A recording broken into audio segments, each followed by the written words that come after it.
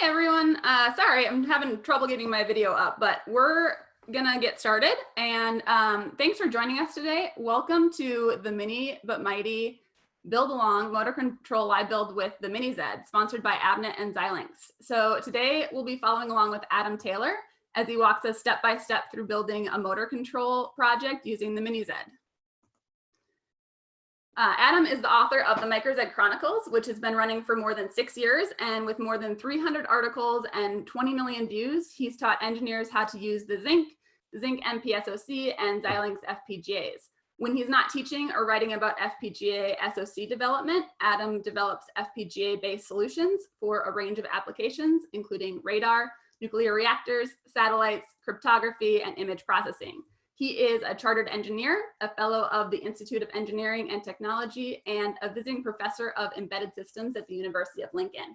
He is also the owner of the engineering and consulting company, Adwivo Engineering and Training. So today we're going to start off with an introduction, kind of give you an overview of the tools used in today's build along, and then we'll move into building your project. So if you purchase a MiniZed and have the additional hardware, you should have a finished project by the end of this event. If you don't have the hardware, you can still follow along and join in with any questions you might have. To ask questions during the build along, please type them into the Q&A section, which you can find at the bottom of your screen. We'll be answering questions throughout the build process, and we'll also have a couple of longer Q&A sessions in both the middle and the end of today's workshop. So in addition to Adam, we've got Tim Vales and Jason Bethurum from Xilinx standing by to help answer your questions. Tim is an applications engineer, and Jason is the product line manager for Zynq 7000 devices. So I will let Adam take over, and we'll get started working through this project. Thanks for coming. Hey, how are we all doing today? So let me just turn on my video. Hi. So hopefully you can all see my video, and you can see my screen now. So I'm going to start today, and we're going to take a little bit of a look at how we can create a motor control system using the Zynq on the MiniZed. Today we're going to do this using the new unified software tool as well, called Vetus, which is part of comes with Vivado as well. So this is our agenda for today. So I'm going to give you a brief introduction to what it is, what we're trying to do, how it's all going to work, and how it's all going to come together, and then we'll start working through the two labs that we've got. So the labs are pretty split down the middle. So the first one, we're going to do the hardware build, which is where we're going to use Vivado to build our application. And I'm going to explain as we go along what we're doing there. If you get any questions as we work through that, then please feel free to raise your hand, write them in the channel, and we'll try and answer them. We're then going to take a little bit of a break because we're going to need, well, you might all need coffee because it's in the early morning, but we're also going to need a little bit of time for Vivado to run through on our machines and actually create us a bit file that we can export and then work with in the second part of the lab.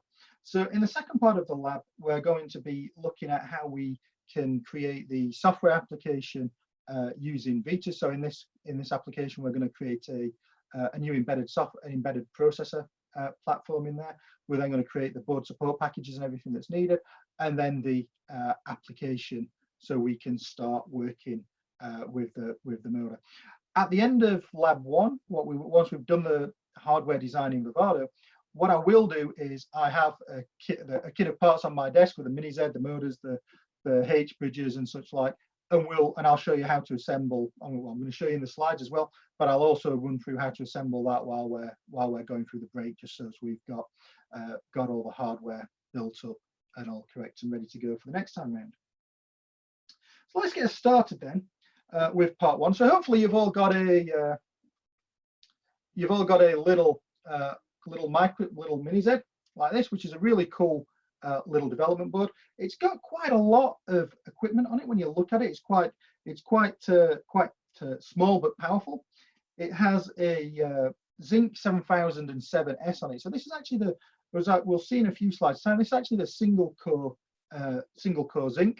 And that Zynq, obviously, it's a heterogeneous programming system, programmable system on chip. So it contains both a processor system and programmable logic. So it gives us the best of both worlds when we want to go away and create our applications. We've also got to support this around and create systems around it. We've obviously got power inputs. We've got two USB power inputs. We're going to be using both of those today. One of them also provides us with a input for not only for power, but also for the UART and for JTAG.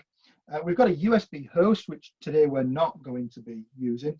And then we have 8 gigabytes of eMMC memory on there for configuration. So if we wanted to run Peta Linux or something on there, we could store the root file system in there.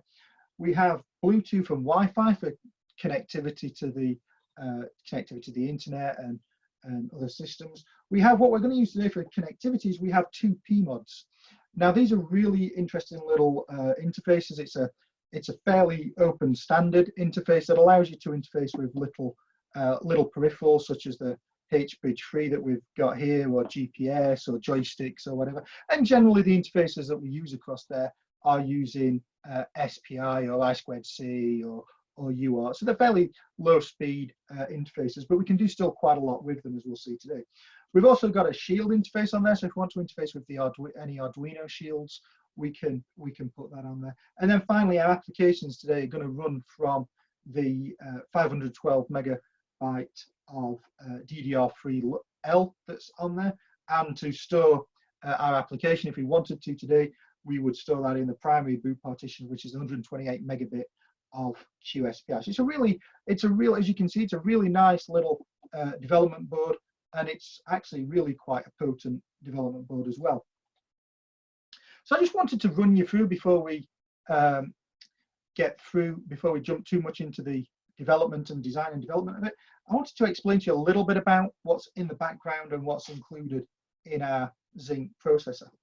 So we have 2 elements to this, as I mentioned earlier on. We have the processing system half and the programmable logic half. Within the processing system, we can have, on the Zinc 7000 series, we can have either single or dual core ARM-A9 processors. Now those A9 processors can run up to a gigahertz, depending upon which one of the range of family we select, which one of the devices in the family we select. And what we also get, we don't just get the processors in that programmable logic, but we also get a lot of system level things like you would do within a traditional software processor as well. So we get the standard sort of SPI, I2C, CAN interfaces, UART, and we get some high-speed interfaces as well with USB and Ethernet. Where this changes slightly to perhaps what you might be used to traditionally is we can actually configure which ones of these peripherals are actually enabled and presented to the external world. And as you'll see in our example in a little while, as we work through our lab, we can also actually route some of those signals and those types out from the processor system into the programmable logic of the design. And once it's in the programmable logic of the design, we can then start doing a little bit more, we've then got a little bit more flexibility with the pins, and we can route them out where we want. So we're gonna be using the EMIO capability today. We've got a lot. The other half of the design of the device, obviously, is programmable logic. So this is 7 series programmable logic that comes with the comes in the device as well. It contains, depending upon which device in the family you select, it contains transceivers. We have a maximum clock frequency of about 740 megahertz, and as well as just sort of the standard logic table, lookup tables that you have within programmable logic, we also have a range of DSP48 elements in there and block rounds. Now, all this communication between the two, between the process system and the programmable logic, is going to occur using AXI interfaces. So this is a memory mapped interface between the process system and the programmable logic, and literally everything that we put in the programmable logic that we want to access from the processor system is going to look like it's in the address space of the A9 processors. So the 7007 that we're using today, it's the single core variant, so there's only one of the ARM-A9s in there, and it's actually the smallest of the devices. Now that's really important, because what you're going to see as we progress through this course is that we're going to be running one motor today, because that's what we've got planned. But actually, we use so few of the resources of this device, so little when we implement this, that we could quite easily scale this to have 4 motors and maybe implement a drone, or we could have multiple motors if we wanted sort of some sort of track vehicle or walking robot. So we can have a huge amount of, we still got a huge amount of capability left in this device once we've gone away and created our little example today. And I'll touch later on when we start talking about the software and the Vita side of things as to what we could do with future steps and future algorithms and where we might take this. So what we get in our essentially in the equivalent side of our programmable logic is we've got about 23,000 logic cells and about 1.8 megabits of block RAM and 60 DSP slices. So this is really quite a small FPGA, but as you can see, it's going to be it gives us that growth and still great potential for creating really cool solutions. So just want to touch on a couple of the features that we have within the processing system itself. So we've got what we call the Neon extensions as well, are provided with the ARM-A9. So this allows us to do vector processing.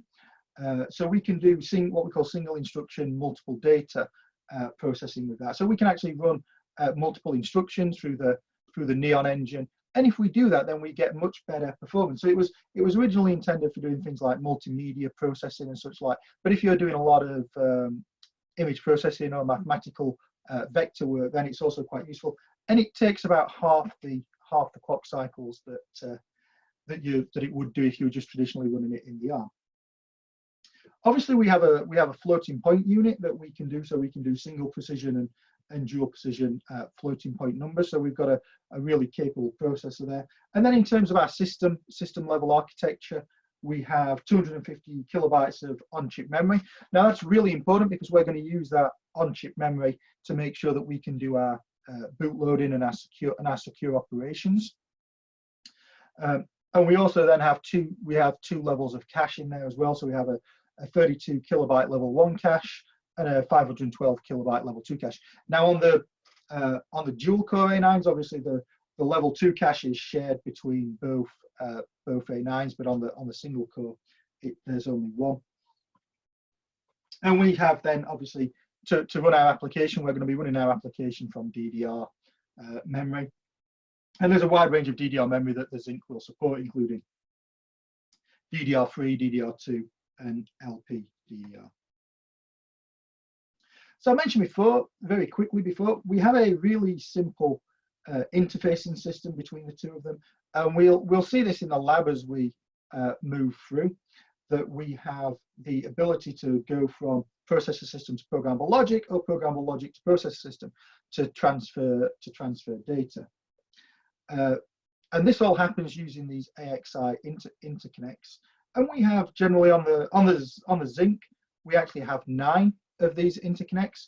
So we have 4 which are general purpose, which are generally used for setting data open, controlling the IP blocks within the programmable logic.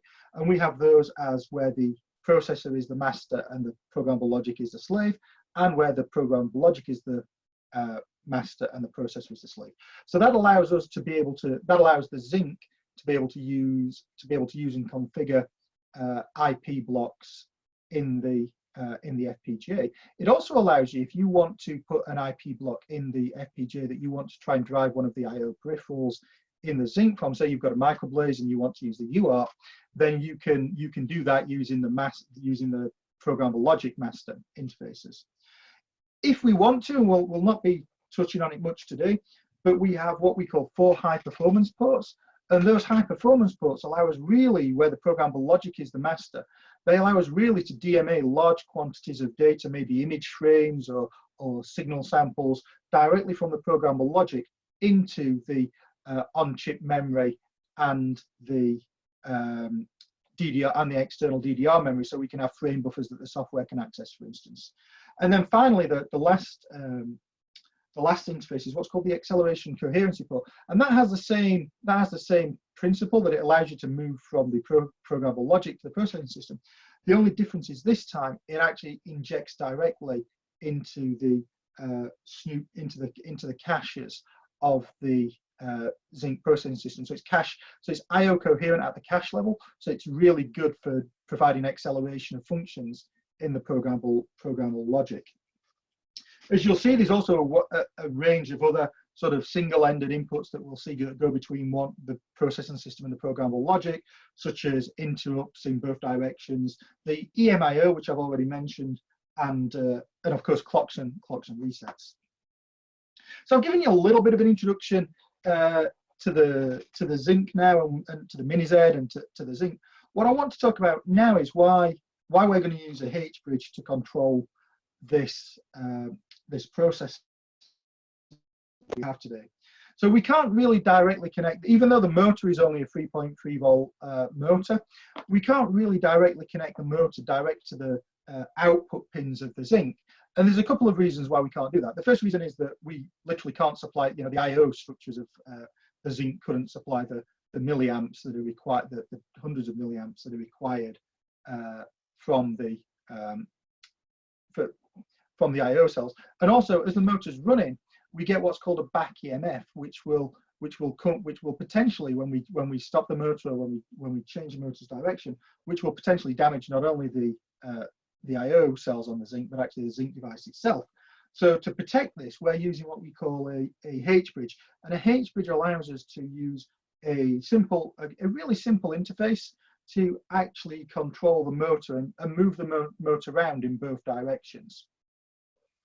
So we'll be able to move it clockwise and anti-clockwise and change that direction under software control.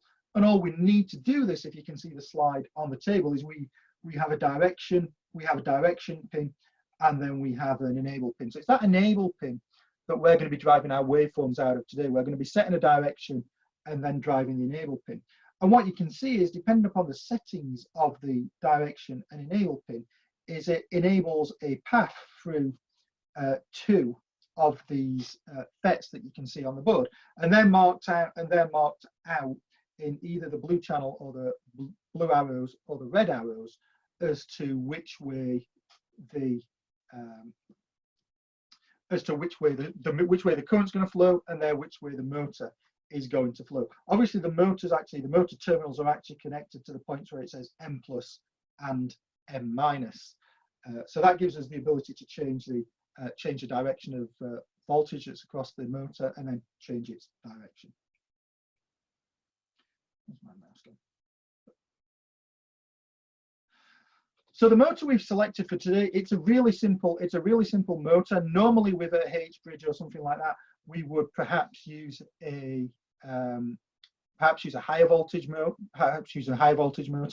but actually what we wanted to do one that didn't require an external power supply. So we're using a little 3.3 volt motor. Looks very similar to, if you've got a Scalextric or a children's train set, looks very similar to some of the motors that are used in that.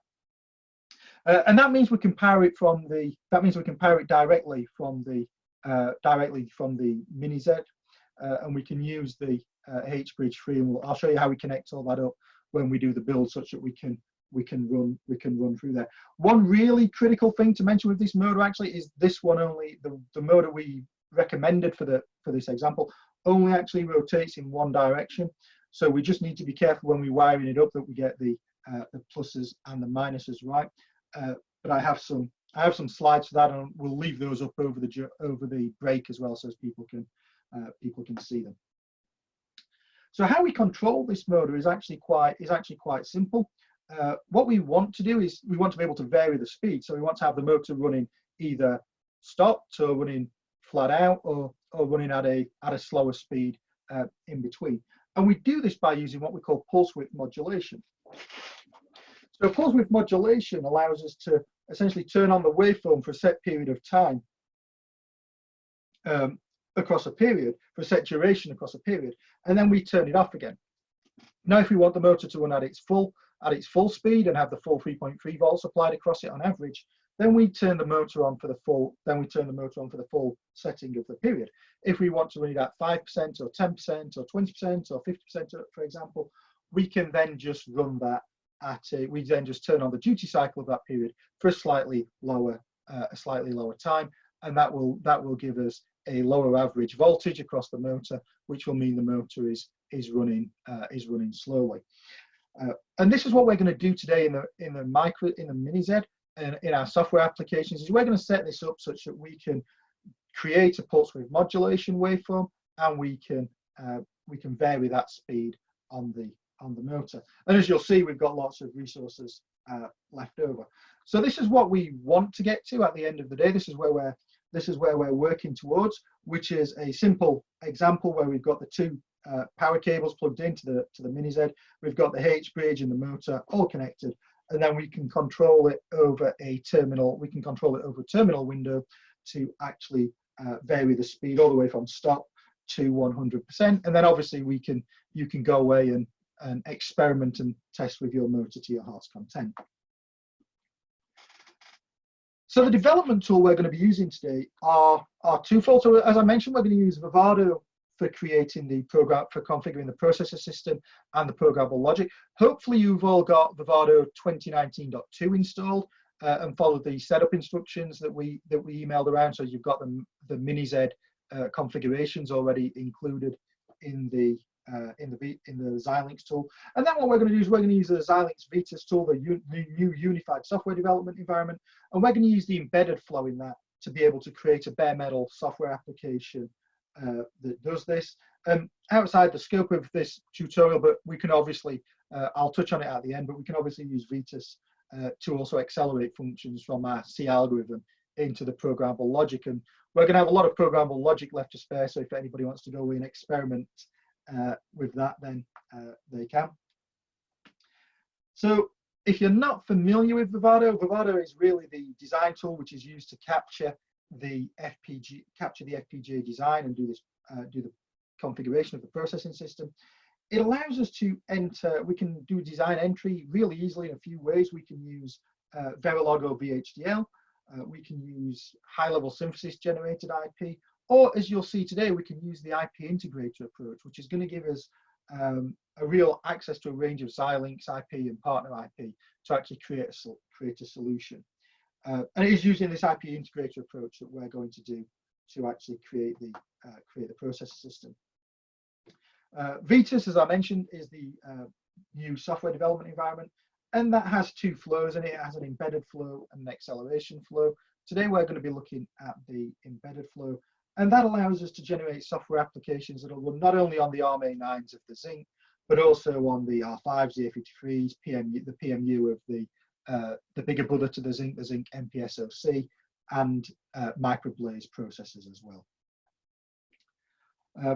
So it's really quite useful, and it allows us to be able to, as well, it allows us to be able to create a platform level, a system level design. So if you've got a multi-chip environment, maybe we want to put a microblaze in the programmable logic, then we can do that, and we can use Vitas to manage all of our multiprocessor environment.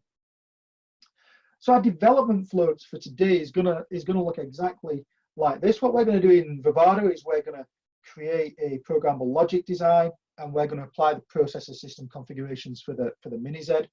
We're then going to extract from that what they call the XSA file. Now that is a definition of all the IP that's included in the design, and then we're going to take that XSA and push it into Vitas. Into Vitas.